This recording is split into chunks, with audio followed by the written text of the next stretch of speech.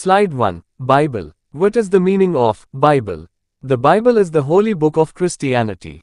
In Telugu, it's called Bible. Example, he reads the Bible every night before bed. Slide 2. Bickering. What is the meaning of bickering? Bickering means arguing about petty or unimportant things. In Telugu, it is tagadilekapovidam. Example, the siblings were always bickering over toys. Slide 3. Bidder. What is the meaning of bidder? A bidder is a person who offers to pay a certain amount for something.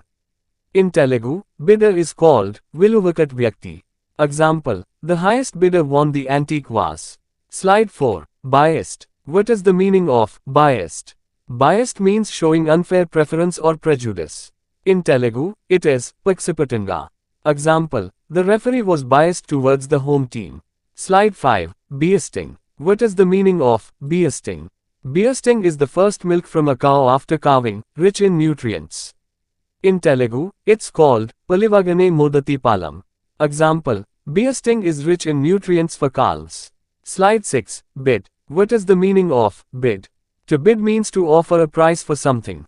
In Telugu, bid means dhara seppadam. Example, he placed a bid on the painting.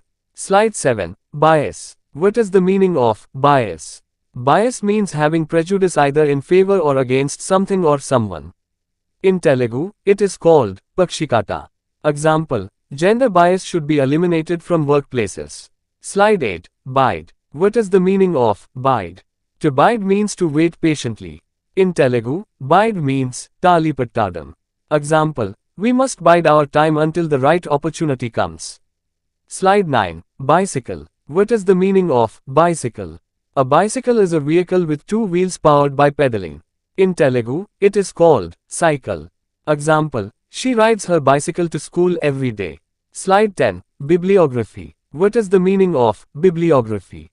A bibliography is a list of sources used in a scholarly work.